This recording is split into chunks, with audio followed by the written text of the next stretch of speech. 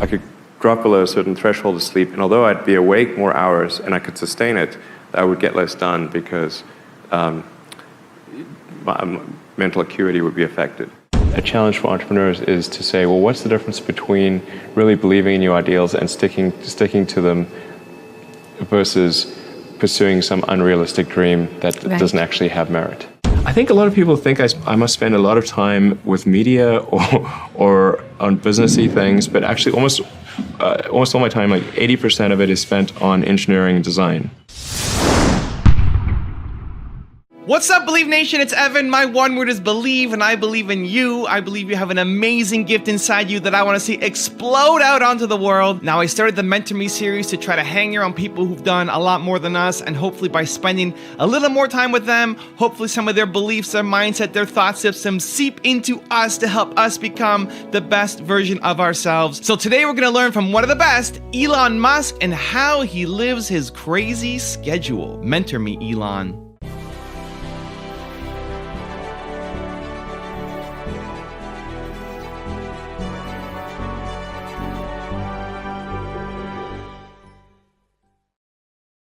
Okay, so you're CEO of 2 companies, you're chairman of Solar City. Talk about time management. How on earth do you do this? Well, do you get any sleep? Yeah, sometimes not enough. Sleep is really great because I find if I don't get enough sleep, then I'm quite grumpy. I mean, obviously, I think most people are that way. And also, like I try to sort of figure out what's the right amount of sleep. Because I found I could drop below a certain threshold of sleep, and although I'd be awake more hours and I could sustain it, I would get less done because my mental acuity would be affected. So I found generally the right number for me is around 6 to 6.5 hours on average per night. That's not too bad. Yeah. Right. And any other tips on... That is an average, though. Right. Any other tips on just managing to run 2 companies simultaneously? I mean, do you find, I mean, I know you're up here Monday, Tuesday. Is it all Tesla when you're up in Silicon Valley and all SpaceX Wednesday, Thursday? Having a having a smartphone is incredibly helpful because that means you can do email during interstitial periods. Like if you're in a car, you're walking in the bathroom, everywhere. You can do email practically when you're awake. And so that's really helpful to have email for SpaceX and Tesla integrated on my phone. And then it's just you have to apply a lot of hours to actually working. So the way I generally do it is I'll be working at SpaceX on Monday, and then Monday night fly to the Bay Area, spend Tuesday and Wednesday in the Bay Area, then at Tesla, and then fly back on Wednesday night, spend Thursday and Friday at SpaceX. In the last several months, then I would fly back here on a Saturday and either spend Saturday and Sunday at Tesla or spend Saturday at Tesla and Sunday at SpaceX. And where do the boys fit in? You have 5 sons. Yeah. Do they tag along with Dad on some of these trips? I do drag them along in a lot of things, actually. They're remarkably unimpressed by... I think certainly being focused on something that you're confident will have high value to someone else, and just being really rigorous in making that assessment, because people tend to... A natural human tendency is wishful thinking. So a challenge for entrepreneurs is to say, well, what's the difference between really believing in your ideals and sticking to them versus pursuing some unrealistic dream that doesn't actually have merit? And that is a really difficult thing to tell. Can you tell the difference between those two things? Right. You know? So you need to be sort of very rigorous in your self-analysis. I think certainly extremely tenacious, and then just work like hell. I mean, you just have to put in, 80 to 100 hour weeks every week. Gosh. And that's then a lot of work. All those things improve the odds of success. Okay. I mean, if other people are putting in 40-hour work weeks and you're putting in 100-hour work weeks, then even if you're doing the same thing, you know that in 1 year you will achieve what they achieve. You will achieve in 4 months what it takes them a year to achieve. When my brother and I were starting our first company, instead of getting an apartment, we just rented a small office and we slept on the couch. And we showered at the YMCA, and we're so hot up we had just one computer. So the website was up during the day, and I was coding at night, 7 days a week, all the time. And I sort of briefly had a girlfriend in that period, and in order to be with me, she had to sleep in the office. So work hard, like I mean, every waking hour. That's the thing I would say particularly if you're starting a company. And I mean, if you do simple math, say like, okay, if somebody else is working 50 hours and you're working 100, you'll get twice as much done in the course of a year as the other company. So one of the, I think, most common questions I hear young people, ambitious young people ask is, I want to be the next Elon Musk. How do I do that? Obviously, the next Elon Musk will work on very different things than you did. But what have you done, or what did you do when you were younger that you think sort of set you up to have a big impact? Well, I think first of all, I should say that I did not expect to be involved in all these things. So the 5 things that I thought about at the time in college, so quite a long time ago, 25 years ago,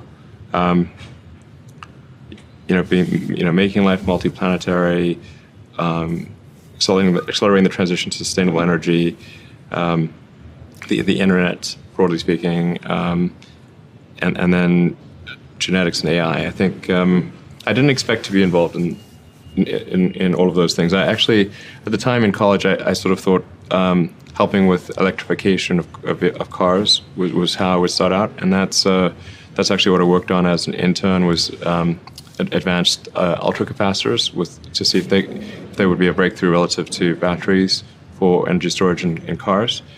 And then when I came out to go to Stanford, that's what I was going to be doing my grad studies on, was working on advanced energy storage technologies for electric cars. And then I put that on hold to start an internet company in 95 because there does seem to be like a time for particular technologies when they're at a steep point in the inflection curve, and I didn't want to, do a PhD at Stanford and watch it all happen, and I wasn't entirely certain that the technology I'd be working on would actually succeed.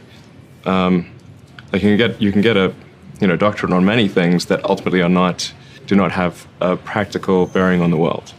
And I wanted to, I really was just trying to be useful. That's the optimization. It's like, what can I do that would actually be useful? Do you think people that want to be useful today should get PhDs? Mostly not. So what is the best way to be useful? Some yes, but mostly not. How should someone figure out how they can be most useful?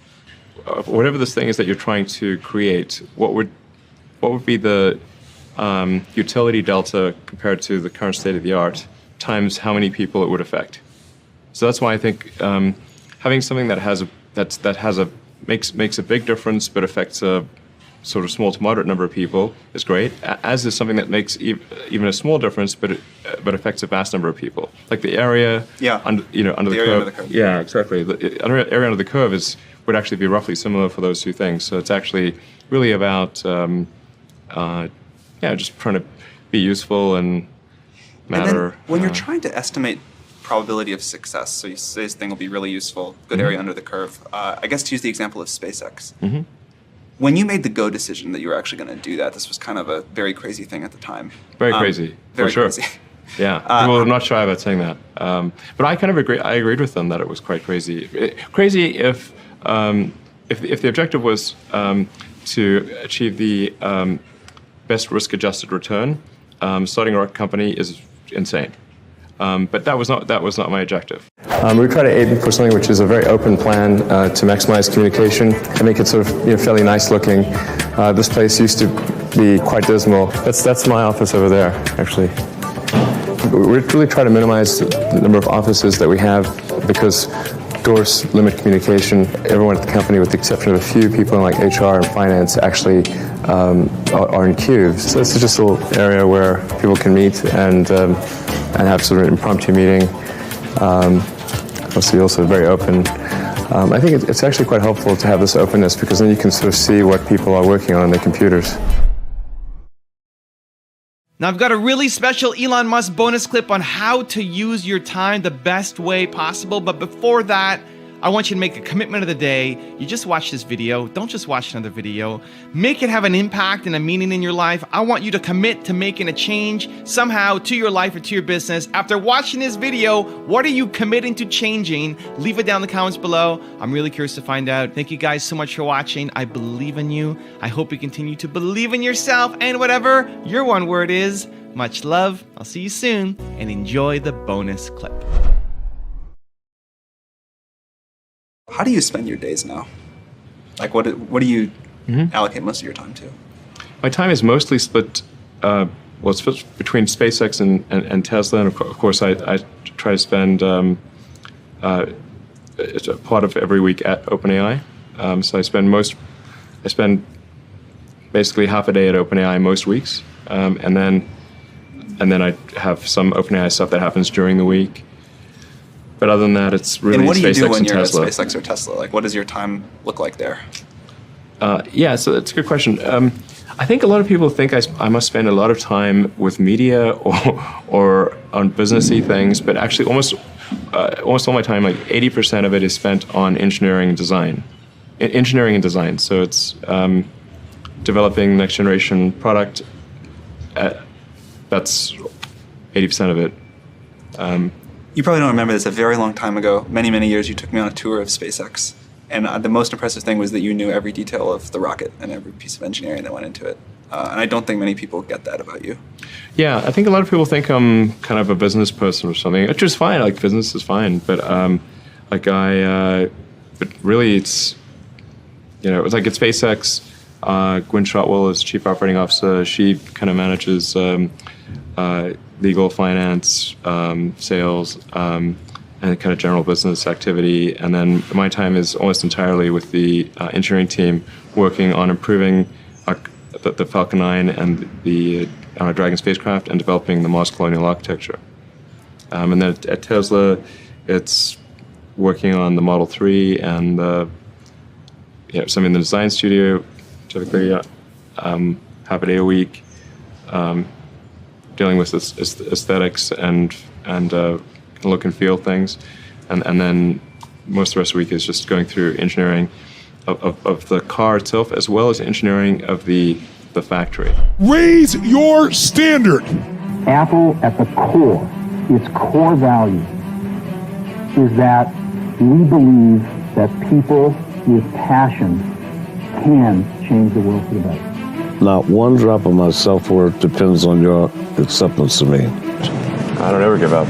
I'd have to be dead or completely incapacitated. Hey Believe Nation, if you want to see my all-time favorite top 10 rules of success, I have a very special secret video for you. These are the individual clips that I have personally learned the most from and applied to my life and my business. Check the link in the description for details.